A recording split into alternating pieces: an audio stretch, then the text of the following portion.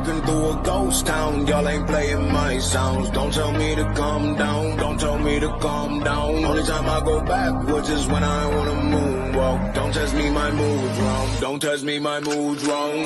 We are who we say that we are. You were lost in the stars, and it's all from the start.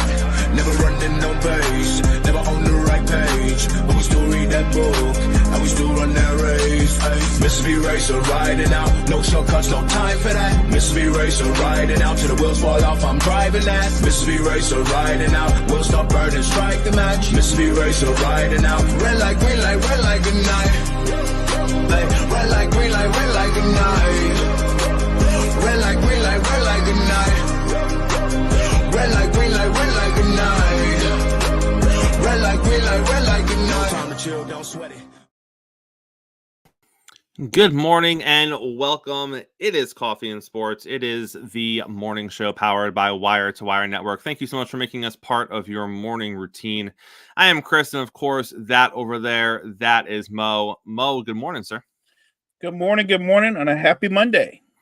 Mo, we got more football tonight. We've had a lot of football the last handful of days since we have been together. Let's get into it, shall we? Let's start with the Thursday night football game. It was the Buffalo Bills visiting the Miami Dolphins. Mo, I am okay admitting that for whatever reason, the Dolphins cannot beat the goddamn Buffalo Bills. Josh Allen is 12-2 in his career against the Dolphins. Tua Tagovailoa is 1-7 in his career against the Buffalo Bills. The Bills have won 12 out of 13 games against the Dolphins. And Mo, it comes in all shapes and sizes. We're going to talk about Tua a little more in a minute. But in the first half of that game, you saw Tua Tagovailoa throw 3 interceptions. His first interception hit the receiver directly in the chest. Receiver wasn't looking, interception. His second interception was when Robbie Chosen decided he no longer wanted to run his route. And as a result, it went over his head and it was intercepted. Dolphins weren't terrible in the first half of that football game. They just made a bunch of mistakes, which is what always tends to happen when they play the Buffalo Bills. I don't take anything away from the Bills. They win blowouts. They win close games. They win every game they play against the Miami Dolphins. Mo, we got to a point in that game, I think it was like 21-7 or something along those lines. And I just said to myself, it is what it is. I almost don't count losses to the Buffalo Bills because the Dolphins never beat the Buffalo Bills. It's almost like 2 built-in losses every year, and it's been that way for the last 6 years. The Dolphins have 1 victory against Buffalo in the last 6 years, including the playoffs, Mo. I'm okay with it.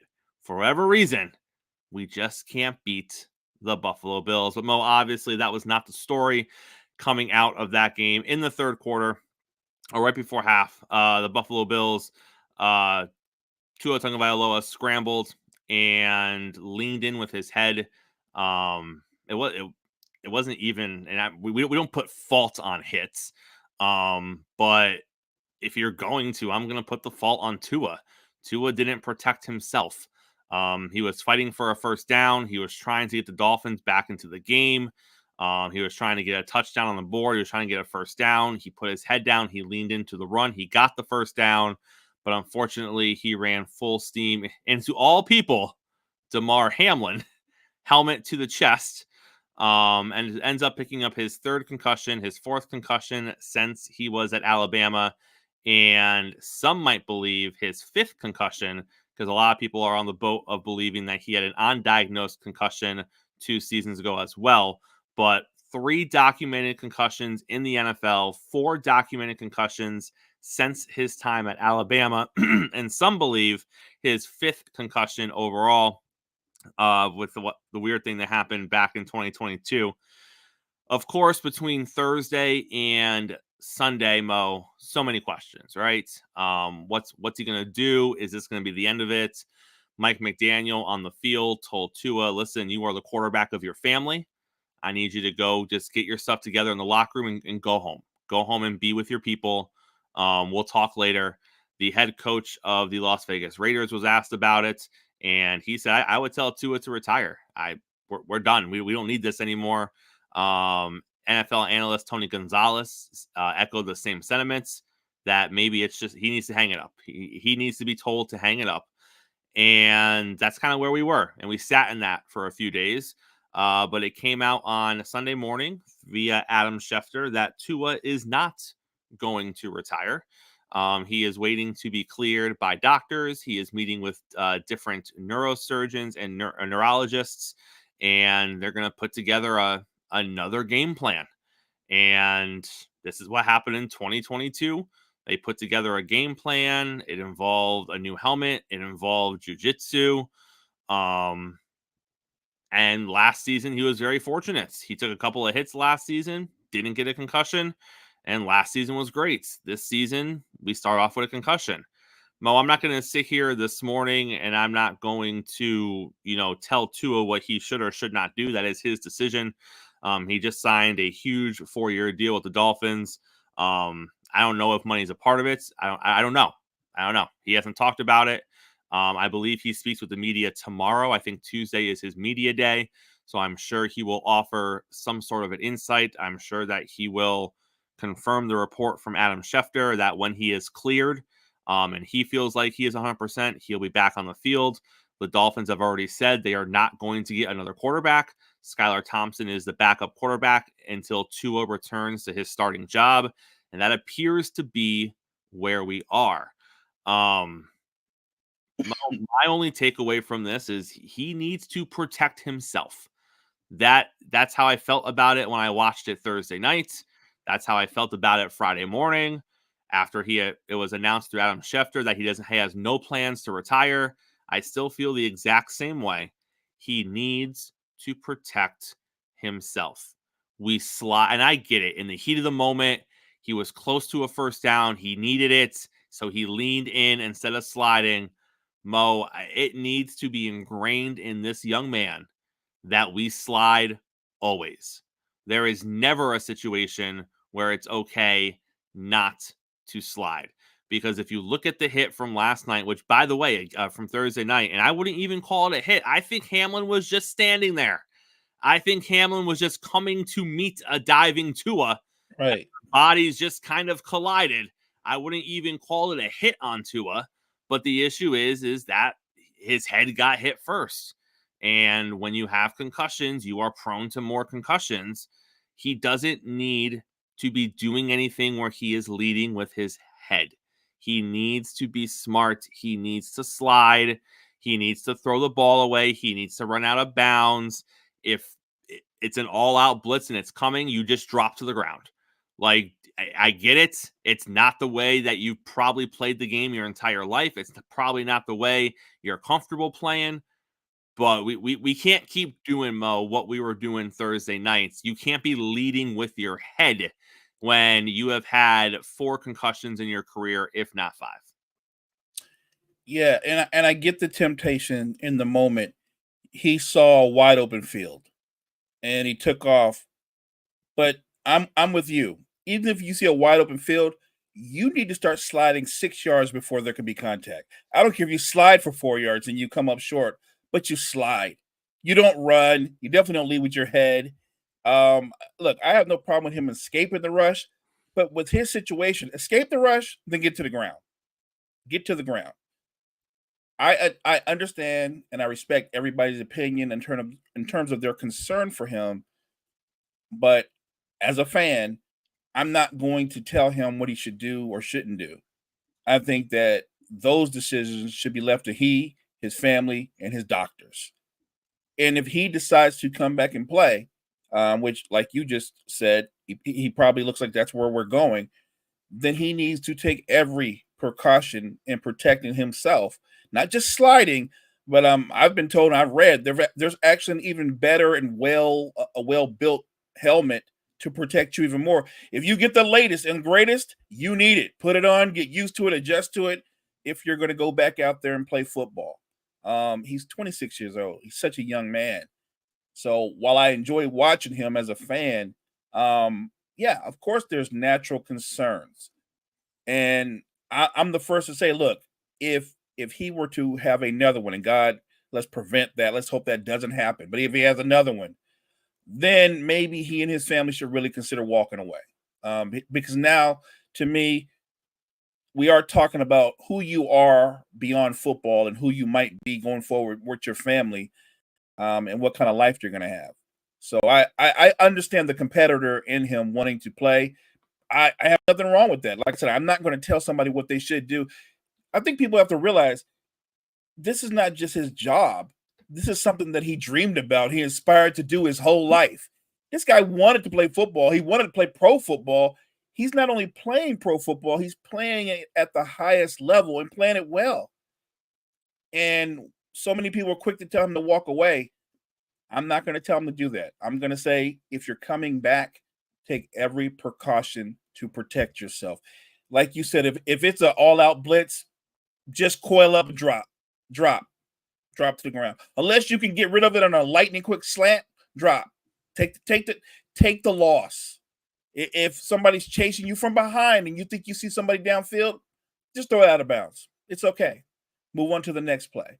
And I don't think Dolphins Nation, I don't think his head coach or his teammates would blame him for doing those things. They're realizing, one, it's a smart play. Two, he's protecting himself. So, look, for me, I just want the young man to protect himself because I want him to fulfill his dreams. If you want to keep playing football, then play football. I don't like other people trying to tell people what they should or shouldn't do. Of all these sound bites and all of the clips that came out following Tua's injury, one of the people who was under the microscope the most was his head coach, Mike McDaniel. He was asked numerous times, what do you think about Tua's future? What should Tua do? What are the Dolphins doing to prepare for Tua? And every time, Mike pretty much had the same answer in a different version, which was, we're not talking about that. We're not talking about the future of Tua. We're not talking about whether Tua should retire. We're not talking about Tua's career. We're talking about today. Today, Tua is not available. No idea what tomorrow brings. Not going to speculate on it. I don't talk about things that I don't understand, and I don't understand the science that goes behind this. I am not a doctor, so I'm not going to speculate. Today, Tua is doing well. He is in great spirits, but he's not playing football today. We'll update you tomorrow if you feel the need for us to do that. And some people were not happy with that, Mo. Some people wanted him to speculate. Some people wanted him to have more answers. Some people were taken aback that he didn't want to talk about Tua's career ending because he said it wasn't the right time. Mo, like you and I just said, Mike McDaniel's just the head coach. Who is he to speak on Tua's behalf? Whether he knows how Tua's feeling or not. It's not his spot. He said he had his moment with Tua on the field. He said his words. He told him that he is the quarterback of his family. He needs to go home and be with his family right now. And that's what you do. He said that I was worried about my guy. In the moment, I said what I felt I needed to say to him. And that's it. And now his job is to prepare with whatever quarterbacks are in the building. We now know that when Tua is cleared, he'll be back. So if you're Mike McDaniel, your job is to prepare Skylar Thompson for the Seahawks this week. I think you'll probably have to prepare Skylar Thompson for the Patriots the week after. And then maybe week 5 is where we start looking and saying maybe we'll see Tua back week 5. But I 100% do not think it will be this week. And I'm pretty sure it won't be next week either. So I think week 5, it might be I think that's the Tennessee Titan week. That might be the first week that we see Tua back. But it's going to be one of those things, like you said, Mo. He ain't coming back until 1, he's cleared, and 2, he's ready. And they're not going to rush him back. He's going to go through a battery of tests until he is cleared to play football. And to your point, hopefully once he is cleared, he takes all the necessary precautions, and then we see what happens. And that if he comes back, that's the risk he takes. And I don't think we as people who are not in his position, like you said, Mo, he's 26 years old. That means he's probably been doing this since he was like 7 or 8. Right, correct. Like, he's 26. For probably nearly 20 years of his life, he's been doing something football related, because that's how that works when you're a starting quarterback in the NFL. You didn't just start playing football in high school in 10th grade, Mo. And for every one that did, There's thousands that did not. They started elementary school, if not before that. So you're literally talking about a 26-year-old for the majority of his life. All he's done is football. And now you want him to just walk away from there's so much more that goes into it that I don't think people understand. And at the end of the day, it has to be his decision, and those with the people that he loves and cares about the most, and the medical professionals, and no one else's. But Mo, let's jump into some of the other action from the weekend. I want to start with the Las Vegas Raiders. The Raiders are 1-1, picking up a victory over the Baltimore Ravens. Mo, what's going on with the Ravens? 0-2? Yeah, they can't close out games. They cannot close out football games. And I watched a good portion of that game. And I gotta tell you, Minshew, he's one of those guys. There's a couple of games where he looks like this guy could be a starter, right? Ryan Fitzpatrick-esque. He is. He doesn't have Fitzpatrick's arm, but yeah, they're very similar. They can win you some games, but you don't want them in as a prolonged starter. That said, the Raiders defense I thought was solid. Now the Ravens did move the football, but they just couldn't punch it in when they needed to. And the guy that they brought in, Derrick Henry, late in the game, and you've got a lead. I think he got 3 carries or 1 or 2. I mean, isn't that why you brought him in? You bring in this guy to run the ball, run some time off the clock, and they didn't use him. They really didn't utilize him at all. I thought Lamar had a really uneven game. Didn't throw the ball particularly well, in my opinion, and I thought he struggled. It's odd because coming into this season, I think the Ravens were on a high, even though they had lost to the Chiefs in the playoffs. I think they thought outside of the Chiefs, we're the team to beat in the AFC, right? And you find them 0-2 early in the year, getting off to a slow start. And there's more questions than answers because I thought while the defense was solid at times, it wasn't dominant like it had been previous times. And with the defense not being dominant and Lamar kind of being up and down, look, they've got more questions and answers, and the division that they play in, he's got to be better, and they've got to find a way to. I don't care if it's just an out Derrick Henry package, then come up with a Derrick Henry package. And I've heard some analysts argue that when Henry's in the game, they know they're going to run. When Henry's in the game, play action should be open to you because you think they're going to run. That should be there almost all the time because Henry's in the game. Find a way to utilize him, but I'm going to give hats off to Coach Pearson. Them 1-1. I looked at the Ravens, Chris, and I thought, are the Raiders, and I thought this is a team that might win 5 or 6 games.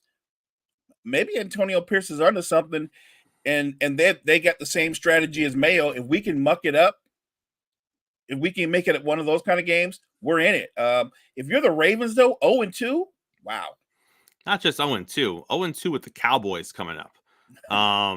That's almost a must-win game now because can you start off 0-3 as the Baltimore Ravens, having not even played anybody in your division yet? That's a tall task. You're looking at a Ravens defense that gave up 20 consecutive points on their final 4 drives. They give up points on each of their final 4 drives. This is not yet the Ravens defense from last season. That you're right, they cannot stop people late in football games. They had the same struggle week number 1. Also, it's worth noting Justin Tucker, who we just generally view as the greatest kicker in NFL history since 2023. Since 2023 began, he's 1-7 on 50-yard field goals. I understand, Mo, 50-yard field goals are by no means automatic, especially when and some of those are from range, 56, 57 yards that he's missing. But in a 3-score game, when you got what you think is the best kicker in the NFL, and he has, and struggled is a nice word. When you are 1 of 7 on 50-plus yarders in the last 2 seasons, that's not good. That's not good. You're not automatic. It's more likely you're not going to hit the 50-plus yard field goal the last 2 years than you are. And you don't want that from what's supposed to be the best kicker in the league. On top of that, it was an up and down performance from Lamar Jackson. And now, if you're the Baltimore Ravens, you got the Dallas Cowboys. And yeah, we'll talk about Dallas in a little bit. They're going to need the win just as much as you do. But you could easily, in my opinion, you could easily, either of those teams can win the game. I would not be surprised if Baltimore won. I would not be surprised if Dallas won, which means if you are a Ravens fan, the possibility of 0-3 is very real, especially if your defense cannot stop people late in the game. And that is a Dallas offense that has the potential to do some damage. So we'll talk about it in a little bit, but we'll see. But hats off to the Raiders doing what they're doing over there. Also, Mo, the Ravens have not been 0-2 since 2015, and they have never made the playoffs when they've started a season 0-2. So there's that. There's that. Yeah, that's there's big. that. The Los Angeles Chargers 26, the Carolina Panthers 3. I know that people are going to be super high on the Chargers this morning. And Mo, I will tell you this. We say it all the time. A win's a win. You can only win the games that are on your schedule. So hats off to the Chargers. They have won both of their games to open up the season. But we are going to pump the brakes on the Chargers being one of the best teams in the NFL, because you cannot overlook who they have played their first 2 games of the season. I'm sorry, nothing about beating the Carolina Panthers is impressive. And if we're going to compare apples to apples, the Chargers only put up 26 on them. The Saints almost hung a 50-piece. So if we're going apples to apples comparison, the Chargers didn't even do what the Saints just did the previous week when they got the automatic W that is the Carolina Panthers on their schedule. Now, that doesn't mean that the Chargers didn't do some nice things. They did. Quentin Johnson looked good. Herbert looked decent throughout the game. J.K. Dobbins. The running game. Yeah. The running game for the Chargers is really what we should be looking at when we're talking about them. They've had the running game in the past, right? They had Austin Eckler, but Eckler was also a receiver for the Chargers. He was getting, 60, 80, 90 balls thrown to him a season as a running back. But you actually have a workhorse running back right now, and you're getting good yards from the running back position. J.K. Dobbins became the first player with 130-plus rushing yards and a rushing touchdown in each of his team's first 2 games since the 49ers' Garrison Hurst in 1998. Mo, I like what I see for the Chargers. I just want to see them do it against a team that's a little more challenging than what they have seen so far. So with Jim Harbaugh comes a certain type of football. He wants 3 yards in a cloud of dust. He wants to run the football. He wants to control the clock. He wants to speed up the game by controlling the clock. I would say, even though New Orleans blew out Carolina by more, the way the Chargers play and the amount of, or their lack thereof, of talent overall, I don't think they're going to overwhelm anybody. I think they're going to run the football, try to be opportunistic on defense, and that's it. Herbert, I think this year he's going to have a solid year, but I don't think he's going to have a 35 touchdown, 8 pick season. I would say that looking at the way they play and the style that Jim Harbaugh wants to play, Herbert's probably going to have about 25 touchdowns, maybe 6 or 7 picks. He's going to have numbers that look a lot like Russell Wilson in Denver. But again, think about everything they lost on defense, everything they lost on offense. They can only play a certain style of football because of the lack of talent. And I think he knows that. I'm with you. I want to see them play their style and win against a very good football team, and we'll get a chance soon. But look, like you said, we'll take the wins, right? We don't care who you're playing against. You're 2-0, you're 2-0. At the end of the day, I think both of us already said Carolina's on pace to again be the worst team in football. They are horribly managed, and they have set that young man up for failure. He is on pace to me, and I hate this. He's on pace to have a career like Derek Carr's brother, David. Yes, he's going to have that kind of career, and I just hate that for that young man. Again, you can only beat who is on your schedule, but you beat Gardner Minshew week 1. Gardner Minshew is a career backup. You beat the young man, Bryce Young, in Carolina. I don't know if Bryce Young is a starting quarterback in this league. He hasn't done much to show that he is a starting quarterback in this league. And you look at their schedule, though, Mo, and here is why you should be optimistic if you're a Chargers fan. Because, again, you play who you play. So this week, they have either Russell Wilson or Justin Fields. Okay, that's not terrible. Those aren't neither of them are great quarterbacks. The Steelers eked out a win against Denver this week, 13-6. So I think the Pittsburgh game is winnable.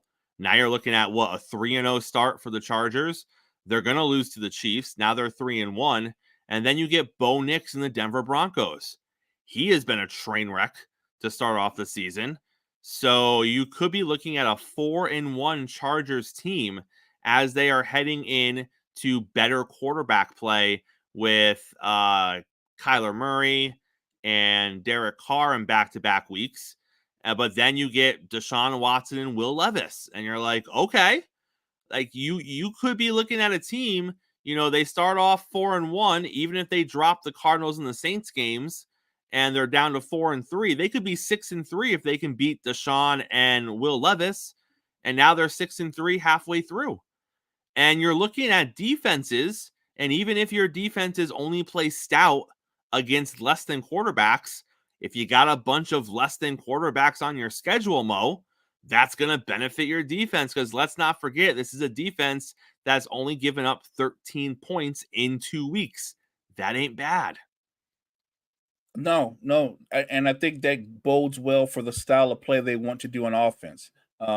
Eat up clock. Even when you don't score and you have a non-scoring drive, get a couple of first downs, but eat up clock. I like what Jim Harbaugh is doing so far. I don't think they're going to have a winning season when it's all said and done. I picked them to win 6 or 7 games, and I still think that would be a success for year one. But look, Jim Harbaugh is one of those kind of guys. He's the ultimate rah-rah guy. So if he can keep guys motivated and he's gifted at doing so, who knows?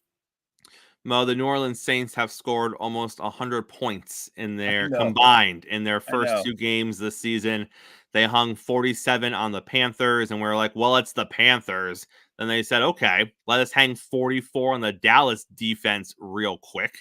They rout the Dallas Cowboys 44-19. I get it, Cowboy fan. You're going to come out this morning. The calls, Mo, the calls.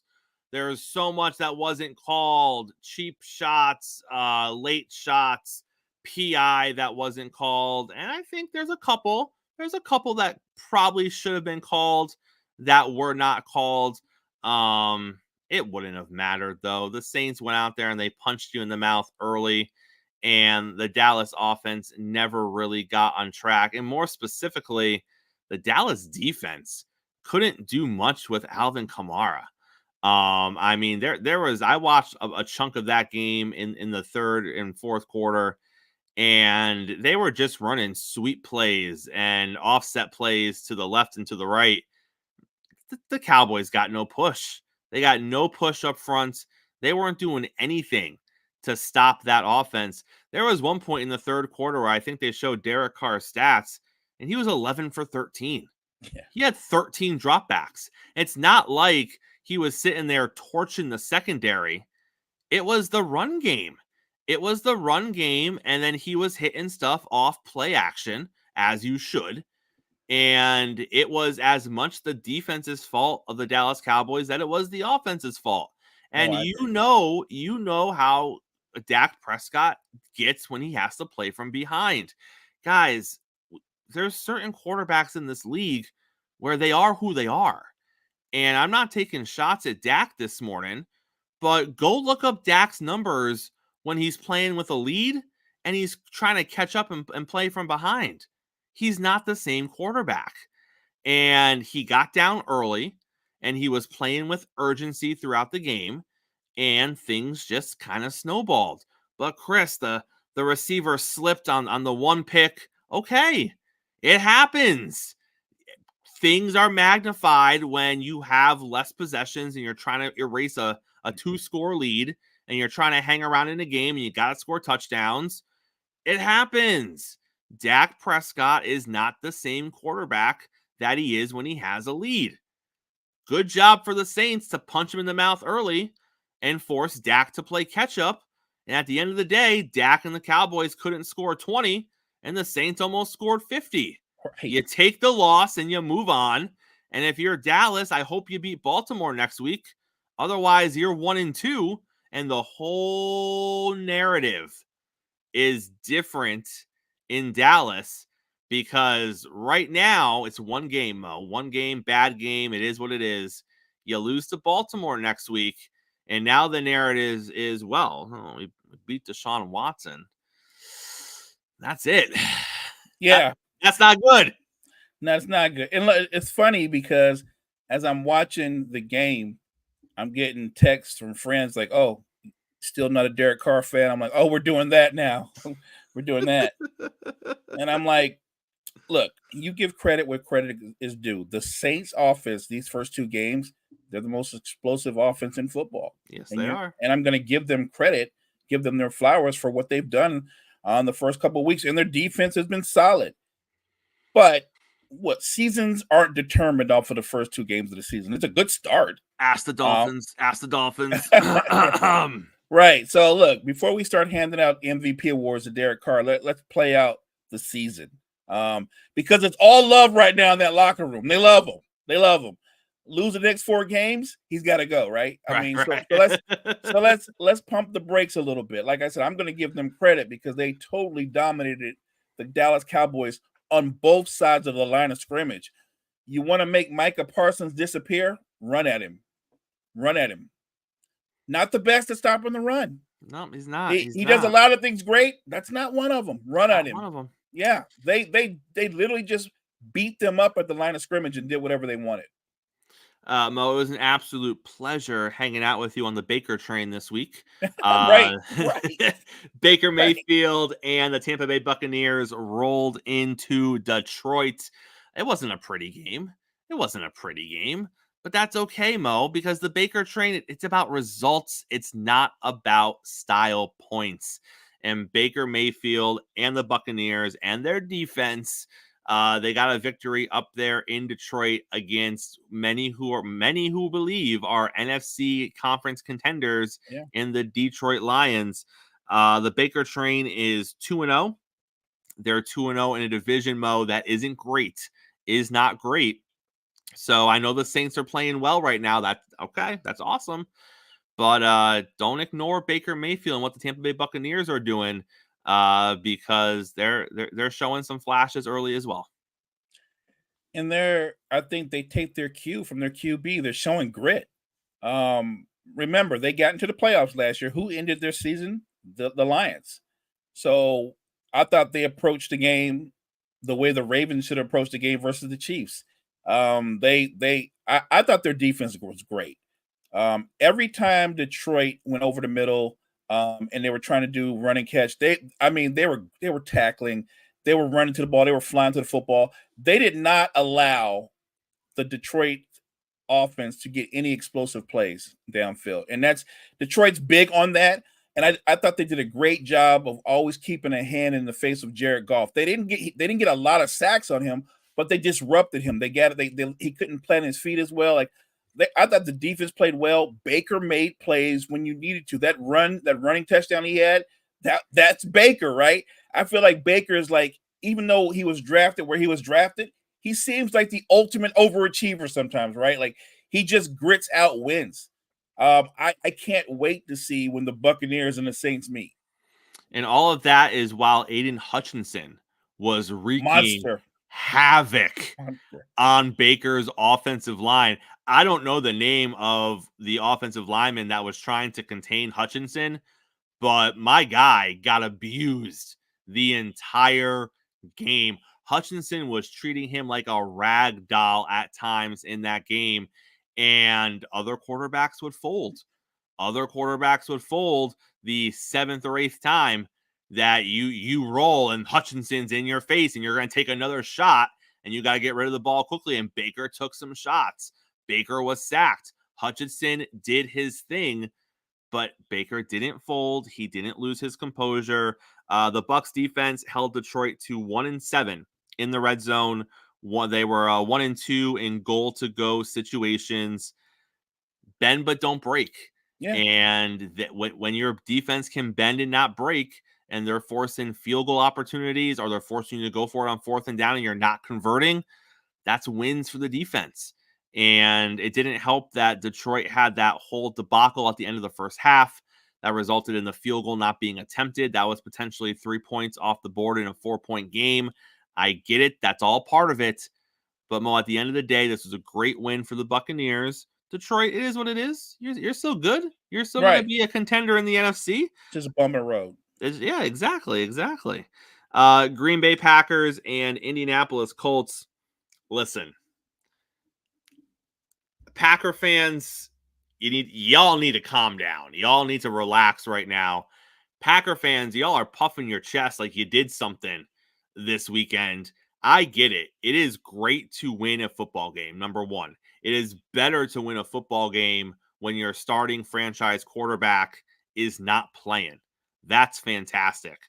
But don't come at me this morning, Packer fan, like Malik Willis is going to be your savior for the next handful of weeks without Jordan Love. Like, what are we talking about? Right. My guy threw like a 3-yard out route that was 3 yards in the air and 12 yards on the ground. That was his touchdown pass. You had a 10-0 lead the majority of this game because Anthony Richardson can't play the quarterback position. He is not a good thrower of the football. If he is not running around or throwing deep bombs down the field, he ain't doing much else. That was his issue yesterday, Mo. He was not good. He was not good at all. I mean, if you don't believe me, look at the numbers from this game. As far as what Anthony Richardson did, he was 17 for 34, so he completed 50% of his passes, which is god-awful if you are a starting quarterback in the NFL. He had 200 yards, 1 touchdown, 3 interceptions. It could have easily been 5. Exactly. Now, Malik Willis, I will give credit where credit is due. He did what he was asked to do, which was not lose the football game. He was 12 for 14 for $122 and the 1 touchdown that we just talked about. Josh Jacobs, 32 carries, 151 yards. I think he had a fumble in there. Willis ran the ball for 40 yards as well. A win's a win, Mo. You take the win. A win's a win. But you're not going to play the Indianapolis Colts every single week. So what are we going to do when Malik Willis has to actually be a quarterback at some point in the next 2 or 3 weeks? Then if you win that game, I'll be impressed. But we should be happy you got the win. Be happy you got the win, because if you got the loss, we'd be killing you right now. Be happy you got the win, but don't sit here and tell me this morning, Packer fan, that everything is sunshine and roses because of how Malik Willis played. This was literally the perfect game for him. This was, and the game was set up to where these teams, in some ways, they're identical. Yeah. Anthony Richards, for all his athleticism, he can throw the ball really far. He's got a strong arm, but he's a terrible thrower of the football. Can't read defenses, and I get it. This is basically his rookie year. By the way, on the other side, Malik Willis, he can't read defenses either, which is why their playbook was so watered down, so basic that look, again, I'm going to give the OC credit. He schemed it for Malik Willis. We're going to throw short, immediate, quick routes. We're not going to throw a lot. We're going to turn around, like you said. Josh Jacobs had over 30 carries. My problem with Indianapolis is, if you know Malik Willis is their quarterback, why don't you have 9 people in the box? How in the hell is Josh? I might have 10 people and dare Malik Willis to do something. That is what I couldn't understand. And on the other side, to the Packers' credit, they absolutely challenged.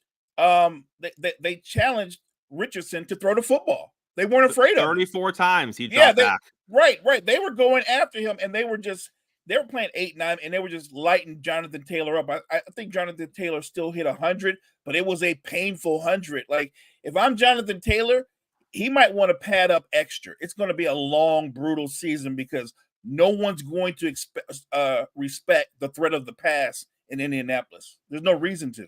Yeah, JT, he got there only 12 carries. 12 carries, 103. but the reason he only got 12 carries is because they were losing. They were in long distance to go situations because Richardson wasn't playing well. Again, you win the games on your schedule. The Packers are rolling with that victory. They got Tennessee next week, so schedule favors them for these first couple of games without Jordan Love. But after Tennessee next weekend, you got the Vikings, you got the Rams, you got the Cardinals, you got the Texans, the Jaguars, the Lions. It's going to get a little stiffer. It's going to get a little stiffer. Let me just go ahead and brace Packers fans for this. You're probably going to lose against Tennessee. Probably. Because you know who knows Malik Willis better than anybody? Tennessee. They know exactly what he can and can't do. They're going to have 8 and 9 men. And if Josh Jacobs can get 100+ yards with a defense waiting for him because they're not afraid of their quarterback, that will really impress me. Look, on the other side, though, if you're the Packers defense, I mean, Will Levis is going to give you some opportunities, right? He's going to put the ball in harm's way. That's just what he does. So that might come down to who makes the least amount of mistakes. That'll be the team that wins the football game. But I actually think that's going to end up being a very close football game. We got the Jaguars and the Cleveland Browns. Man, I don't want to sit here and trash talk Cleveland because they won the game. So, that was great if you're a Cleveland Browns fan. Deshaun Watson completed more than 50% of his passes. That's a positive. He dropped back 34 times. He didn't have 200 yards passing. He did nothing spectacular passing the football, but he didn't turn the football over, which is also great. He had a rushing touchdown. The defense looked good. If you were Cleveland, I think that's the biggest takeaway from this. The defense looked good. And what the hell is wrong with Trevor Lawrence? What I mean, my 2 takeaways from this game. Well, I have 3. 1, Deshaun didn't cost them the game. 2, the Cleveland defense played great. And 3, what the hell is wrong with Trevor Lawrence? He 14 for 30, 220 yards. Yeah, he didn't turn the ball over either. But again, you are looking at a quarterback that is supposed to be talent-wise one of the top 5 guys in this league. I'm not seeing it, Mo. I'm not seeing it. And I know Cleveland has a good defense. I get it. The Dolphins have a middle-of-the-road defense. And you struggled towards the end of that game. And the entire second half of that game, you didn't play well. I don't think the play calling in the Dolphin game really benefited you. You only threw the ball 7 times the entire second half, week 1. But you look at Lawrence, and it's almost one of those situations where he's got to get going strong out of the gate. And if they can't build a 10 or 13 point lead, I don't know what we're going to see in the second half because it doesn't look good, Mo. What I don't understand about them is it's a given. Yes, Cleveland's got a pretty good defense, but because of the way their offense is, even though we can both agree, yes, Deshaun did not lose the game, but he didn't win it either. He kind of game managed his way through that game. That offense did a lot of 3 and outs, which means the Jacksonville Jaguars had plenty of possessions that were empty. I don't know what's going on with their offensive coordinator. I don't know what's going. It seems like he and Trevor Lawrence are not on the same page. And it's not that the Jacksonville Jaguars, they don't have weapons. They have weapons. Trevor Lawrence is supposed to be, like you said, he's supposed to be one of those guys. We're supposed to be talking about him. Maybe not right there with Patrick Mahomes, but he's like supposed to be like a notch behind him or something like that, right? And I don't see it. I've been one of those guys when people told me Trevor Lawrence is that dude. I'm like, he was that dude in college. I haven't seen that dude. I just haven't. And I don't know what he's going to be going forward. I have no clue. I just think that a lot of hype came with him, and I get it. With the hype comes a lot of pressure.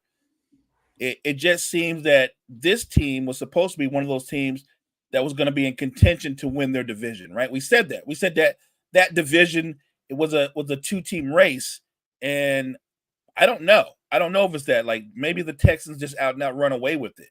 Because if Trevor Lawrence is going to struggle and Anthony Richardson is going to be all over the place, if I'm the Texans, you just take care of business and you're going to win this division.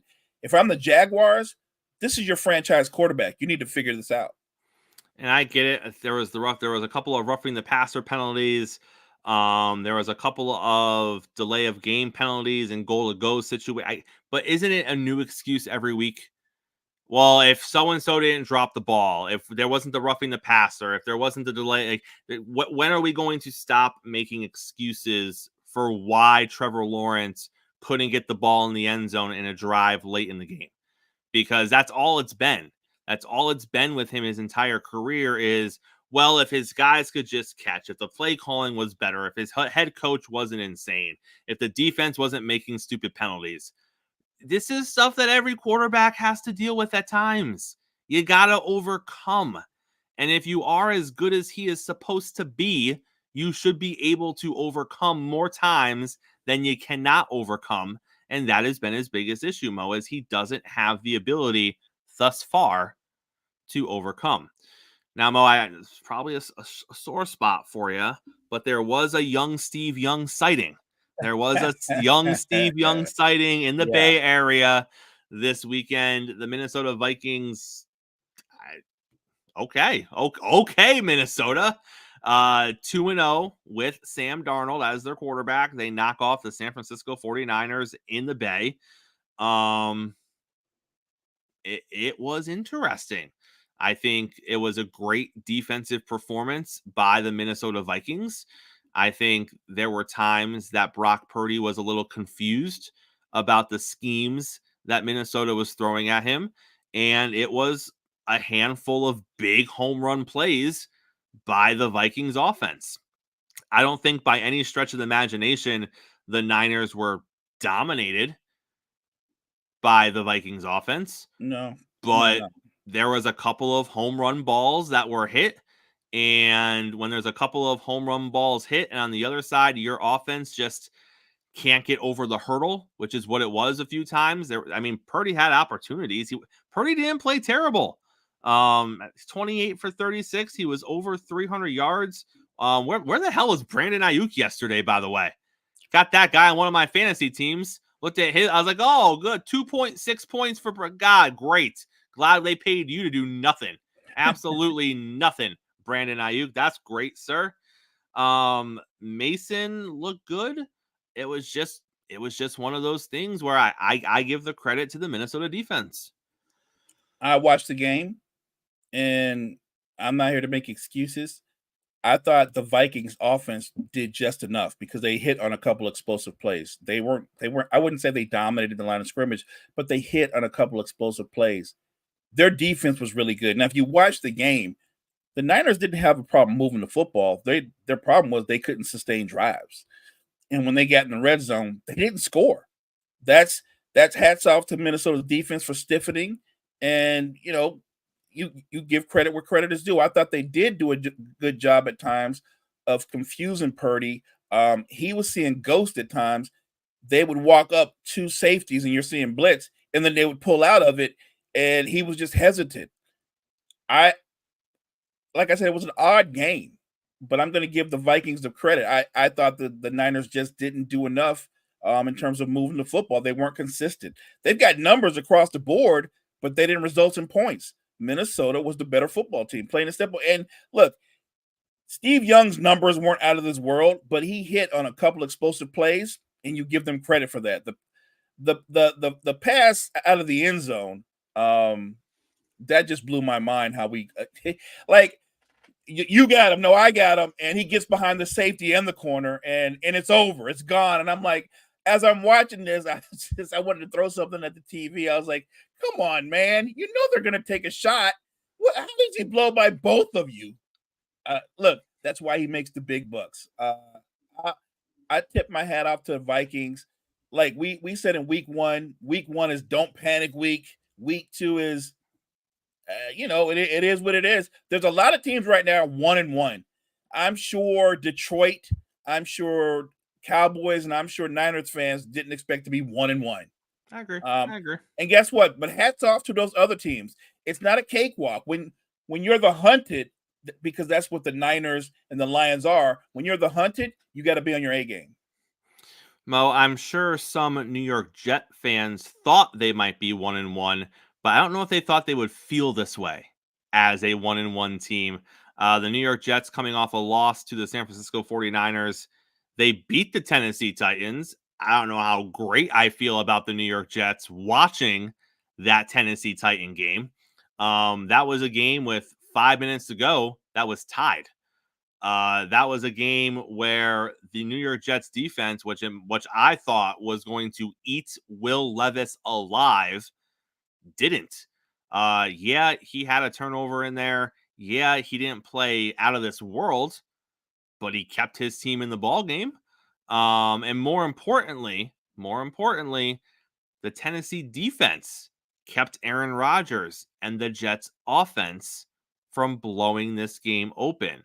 And that is what I'm looking at as they head into week 3. I know these things take time. I know this is only his third game, technically second, if you're going to not count the first one where he played 4 snaps. Right. But you look at it, and great job getting the win. Workman's like effort, right? Workman like, yeah, it was muddy, it was dirty. Aaron played clean football for the most part, no turnovers, 2 touchdowns, only had 176 yards passing. If this is it, if this is kind of close to them being firing all cylinders, Mo, this is not going to be a great team. This is not a Super Bowl contender if this is it. If this is just the start of it and we're going to build and build and build upon this victory, great. But remember, the Jets are in the cupcake version of their schedule right now. All they are going to see for the next handful of weeks are the cupcake quarterbacks. No offense to them. And maybe we got to remove one of those, because I had Sam Darnold on here as the cupcake, but maybe Darnold is where we start not having cupcakes anymore. You better remove him. Maybe it's just the next 2 weeks with Jacoby Brissett and Bo Nix. But after that, you got Sam Darnold and you got Josh Allen. And things are going to start picking up a little bit. So you got the win. You're supposed to win that game. You're supposed to win your next 2 games as well, Jets. You're supposed to beat the Patriots. You're supposed to beat the Broncos. You're going to be fine if you're 3-1 going into Minnesota and then Buffalo after that. But for me, it was they got the win they were supposed to get. I thought it was going to be a little easier for them, and I was surprised that it took a go-ahead touchdown with less than 5 minutes for them to pull it out. You know what? Looking at Tennessee's defense, though, I actually think they're a pretty good defense. They're a pretty good defense. Their problem is their offense isn't that good. I mean, the one thing they do well offensively, they run the football pretty well, but that defense is pretty strong. The problem is that their starting quarterback is going to put the ball in harm's way. It just is what it is. Like, if you're the Jets, you did win that game. Take the win. I get it. Man, but that was one of those games that I would make the argument that Tennessee gave it away. They if their offense could just sustain a drive here and there late, they walk away with the victory. That defense, but they balled out. Like, you talk about all the weapons that the Jets have, but when you hold Aaron Rodgers to 176 yards passing, you're not being dominated through the air. Like I said, that's a stout defense. Their problem is they need an offense to match what their defense does. You're the Jets, though, 1-1, but you make a great point. They're in the softer side of their schedule. But look, if Sam Darnold is going to play the way he's played the first 2 weeks of the season, then you can't book that as a win. If you're a fan of the New York Football Giants, Daniel Jones played better this week. He did. You still lost, though. And you lost to a team that isn't that good in your division, in the Washington Commanders. So, yeah, Mo, I don't know how great Giant fans are going to feel. It's nice that Daniel played better. 16 for 28, 178, 2 touchdowns. He developed a little bit of chemistry with their number 1 receiver, Malik Neighbors. Yeah. Singletary played well. He had almost 100 yards on the ground on 16 carries. That was nice. Neighbors goes 10 for 127 and a touchdown. But Mo, I'm going to look at this and I'm going to rain on the Giants' parade a little bit. Number one, you are the only team in NFL history to score 3 touchdowns in regulation and lose to a team that scored no touchdowns in regulation. That's wild. You scored 3 touchdowns. You didn't convert 3 2-point conversions, and then you gave up 7 field goals, and you lost that game. That's wild. Number 2, Daniel Jones, 178 yards passing, 127 of those went to Malik Nabers. 10 catches for 127. Here were the stat lines for the rest of his receivers. Darius Slayton, 3 for 33. Robinson, 2 for 18. Singletary, 1 for nothing.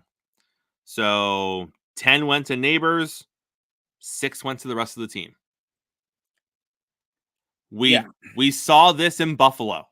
We saw this in Buffalo with a much more talented quarterback than Daniel Jones.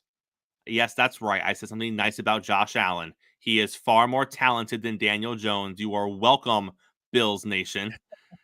Right. But that cannot be where this is going in New York. This cannot become I'm just going to force feed the ball to Nabers because they're going to take him away. And then what are we going to do? That's not what this needs to turn into. So I love that they were building some rapport and some chemistry, but this cannot turn into I'm just going to force feed Nabers the entire time, and he's going to have these 10, 12, 14 reception games, and 85% of my passing yards are going to go to him. You got to have a number 2 option, and they don't have it right now. And I can appreciate that he and Nabers have developed some chemistry. Look, and Nabers, as well as he played, he had a big drop in that game. Like, he had a big drop. Like, it's one of those, and it was a good pass that was completely on him. And I'm sure the young man is still thinking about it today. You don't want to get into the habit of locking in on one guy, because the better defenses, they will recognize that and immediately take that away. Look, I look at the Giants. I think their defense is capable. I look at their offense. I just think this is a team that it's not going to be very good when it's all said and done, because I think they get erratic quarterback play. And if you get erratic quarterback play, you're going to have a hard time sustaining drives. And if you lock it in on one guy and you don't spread out the wealth, eventually that's going to hurt you. It just will. If they can't beat the Redskins, which, by the way, I want to give Jay McDaniels credit, because the rookie quarterback played well. They didn't score any touchdowns, but they were able to move the football. He made timely scrambles, took care of the football. He passed more too. And he did. And he got more yards. Yeah. So look, I think he looks good. I think that they're not asking a lot of him right away, which they shouldn't as a rookie. They have a playbook that is very much geared towards his skill set right now. I still think that Daniel Jones is the worst quarterback in that division, and they're going to be the worst team in that division. For those of you who want to defend Daniel Jones, 18 times he targeted Malik Nabers. 18. He targeted anyone else? 9. So Nabers was targeted double the rest of the team. Not the next guy, not the next player. The entire rest of the team had 9 opportunities to catch footballs. Nabers had 18 by himself. And by the way, Darius Slayton, 4 targets, 3 of those were catches. Wan'Dale Robinson, 4 targets, 2 of those were catches, and Singletary caught his only target. So it's not like the other guys weren't doing their jobs, Mo. They were targeted 9 times, and it produced 6 catches out of those 9 targets. So it's not even a situation where he's throwing to their guys, they're dropping passes, or whatever's going on. He locked in on Nabers, which is fine, build the rapport. But if this is going to be where we're going moving forward, Giants fans, it is going to be a rough road when you get a middle of the road defense that just says, nah, Nabers ain't going to beat us today. It's going to be Wan'Dale Robinson or Darius Slayton that are going to beat us today. Woo, boy, oh boy. Or they'll just drop back in zone coverage and see if Daniel Jones can just apart poor Daniel Jones. Right, just make Daniel Jones read coverages and see if he can beat them. We don't want that either. If you're a Giants fan, Mo, great start to the week. We're going to break down the second half of the games tomorrow. Take us to the end, sir. Thank you guys so much for joining us this morning. Make sure you check out all the great content we have at Wire to Wire Network. Wire to Wire Network, we appreciate you guys. Hey, make sure you're back here, same time, same place tomorrow. We're going to break down the other half of the NFL slate from the weekend, and we are going to start going through all of our notes to get us ready for week 3 of the NFL season. All of that and more. Coffee and sports. It's the morning show, powered by Wire to